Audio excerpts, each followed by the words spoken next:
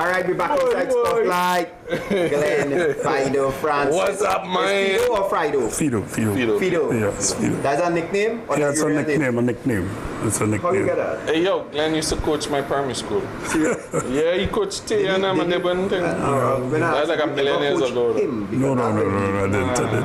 Of course, hopelessness, you know, You want a carbon date, man? Let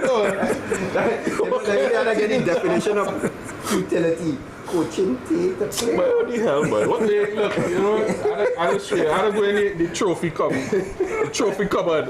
It's not rack, Like but yo, what's you seeing, man? I'm good. Yeah, nice to be on the show. Good night to the viewers. Good night to Trinidad and Tobago. Thanks for having me here. But you know, a question before we jump right in. What is going on with the school hockey? What caused that decision to basically cancel the schools? Finance is the big issue. We change of government. We didn't get, the coaches didn't get paid for about 4 months, you know. And you know, to fund the tournaments you have to buy trophies and medals and you know, rent the facility and all that, and we didn't have the funding, so you know, we actually got some funding, to be honest. I think it was last month, you know, and so we said that, you know, the person who's in charge, which is Darren Covey, the development officer, said that we're gonna have the tournament. So is this a scaled down version of the tournament, or the tournament that you're having is what you would have had in we would have not really scaled down. We would have like the zonals, right? Where we'd have like the east, the west, the north, and the south. But you know, again, there's not really scale down. We just, you know, we try to just get these schools before the exam periods. Right. You know, so we try to get them before that period. So we say, you know, we have it quickly and just kind of, as I say, bring it in a little smaller. You know, get them active, you know, because at the end of the day, they just can't be practicing, not playing. Yeah, competition, that's a big long. So, you know. What is the state, though, of schools hockey in terms of the standard? I mean, has, over the last couple of years, has it been improving? Yes, it has been improving. Good example, we did a little survey 2 weeks ago. I did a survey. I looked at the under-21 team. They have about 25 players. About a few more have to be cut in a month time. And 95% of the team started at the primary school level. Right. So that's excellent. It's excellent. It's excellent. But coaching now, I mean, obviously, has the development program that you all have had work? Because you're saying 95%. Was that development program started, or it's just lucky that you had the guys coming through school? No, it started. It started quite a while ago. Actually, he was to actually start that program was Quandre Brown. Right. He's in England right now coaching. And again, about 90% of the senior players now pass through the development program. So it's working. You know, we try to hit home on the technical, the tactical, and discipline at that level. So we try to take the best players from the schools and the areas and the clubs and put them together. And, you know, the rigorous training, put them through the stuff that the national team will go through. So we take a lot of stuff from the senior team and put it into the development program. So when they move from development to under 21 to senior team, they will have the issue of adapting. Right. They know what the system, they know the technical, tactical, and what the expectations of most coaches will want. You know, the fitness, your behavior, your attitude, you know, how you care about yourself and all that. So it's been taught here at a very young level, so you know, you come to the senior coach, I don't have to go back and say how you dress, you know, what time you're supposed to reach for. You know, the simple things that we take for granted, it's effective if you don't do it. Yeah. And you know something, I want to make an observation. Based on my own personal observation, right? The primary school programs, typically, they allow anybody who wants to play to come in, boys and girls. Boys and girls. And they play, the coach teaching you whole thing. So it's not cherry picking, elitist kind of thing. So it's really developmental at that stage in the primary school leagues, right? in the primary school teams, and what you start to see is more interest. Nice. So when the boss is going, is a whole team going. You know, everybody can play, obviously, but you see a lot of support from the teams. The kids real excited when they win, when they score. So it's important. It's important, and that fact that is not cherry picking has to be made as well. Yeah.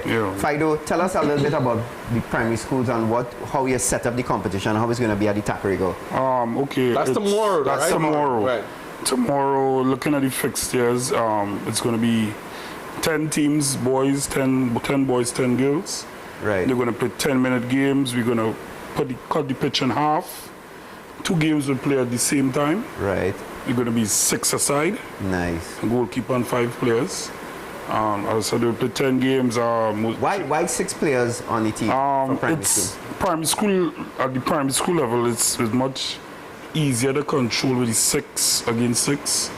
Less danger, because at that level, you know, still safety is most important. You want to. We had some issues with players getting hit to the mouth, that kind of stuff. So you try to, you know, you could be able to limit that, and it wouldn't be stuck together. It'll be spread out a little bit. You know, the coaches will try their best to control, you know, those young ones, because they're very, very energetic.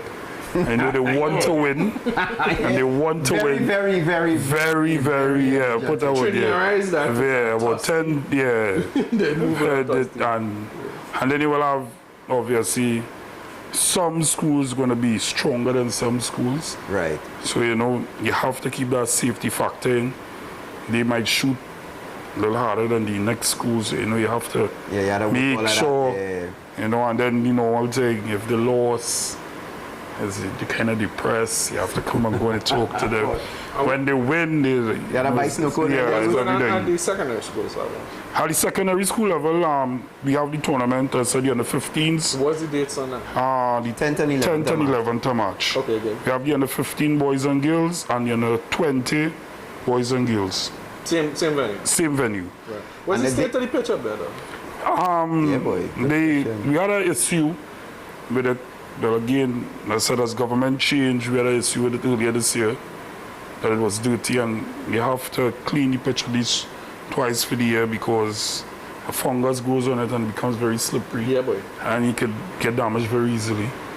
So it's clean now, so the pitches now still have a little some work. Yeah, still have some life, and there's some little stuff they need to fix for the international tournament that's going to happen next month. You know, some little things they just need to fix, but otherwise the pitch is okay. Let me just ask you, just so people know, it's an artificial turf that the way you prepare for a game is that you have to wet the artificial. You have to wet the pitch. One, for the ball to move faster, right, and for you not getting damaged with ones in your joints. And if you turn sharply, if it's dry, you could, like, this happened a lot to the girls. All your knees, your ankles, sometimes your groin could get damaged very, very early. ACL, right. If you turn too sharp and it sticks in the turf, ACL, it's a lot of injuries. That's why you need to wet it, especially for tournaments. Yes, it has to be wet. It's very dangerous. Give us the status now of the men's senior team, women's team. Okay. And I find, you know, it's interesting. I just want to make this comment to the people out there, that it's interesting to know that you all have a coaching system that is local, with local coaches, which is producing what you all have produced. Yeah. To be honest, we about 5 years ago, we had a Dutch coach. He was the technical director, 2 Dutch coaches. They had this system in place, but they had the local coaches just underneath them, and we learned a lot from them. The system, the same way we doing things now, we picked up from them. They're very professional, you know, how they care about themselves, how they plan in, execution, everything. So it was taught from, I was one of the assistant coaches with Eric Verboom, who is also one of the Dutch coaches right now.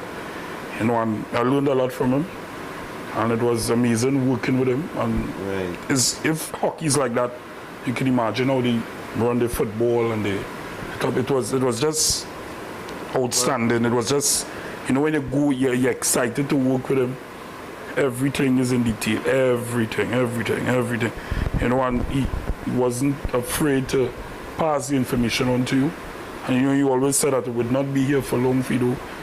You need to carry this on. And we're still in contact, and I think all the guys who underneath him, either coaching clubs or coaching on the national level, and they're doing excellent. That's really cool. That's real nice, man. Let me give you a round of applause for that. Boom, boom, boom.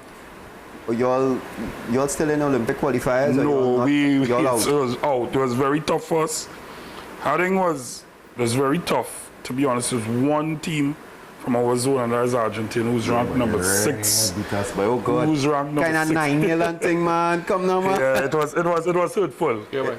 But It was they hurtful. have like a Lionel Messi of hockey in they have Argentina. a few, though. A few?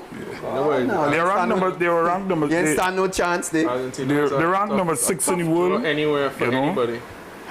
They're the Canadians. It's we have 2 ways they could get into the Olympics. Through the World League round, these are different, Yeah, I know the World League. right? And the Pan Am Games.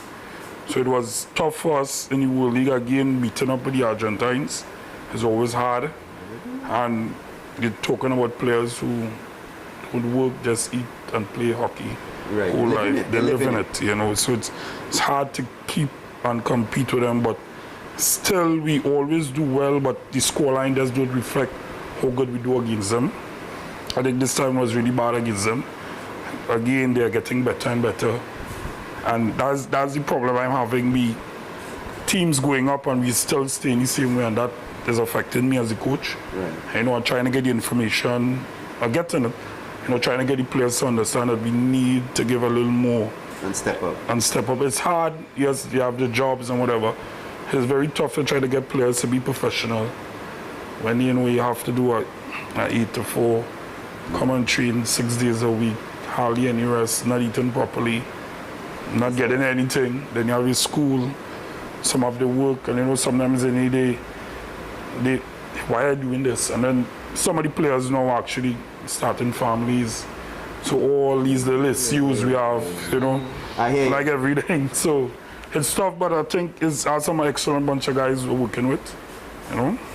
Well, Fido, I want to thank you for coming on the show. No problem. I know when last we had hockey here, but it's nice to have you, man. So we hope that you could do a little, I really appreciate it. Yeah, you want me to come and knock a little hockey? I'll look good. That's no problem, He can't make, because he can't run, he can't walk. Forget That's walking. not, we have Walking is hard for him. vets, you can fight up in a Vets. Really vet. He need a vet. We're going to come right back here. Chris might be here. He might have to limp. We're going to take a break when we come back. Sorry. Anthony is on set with us. Okay. Oh, yeah.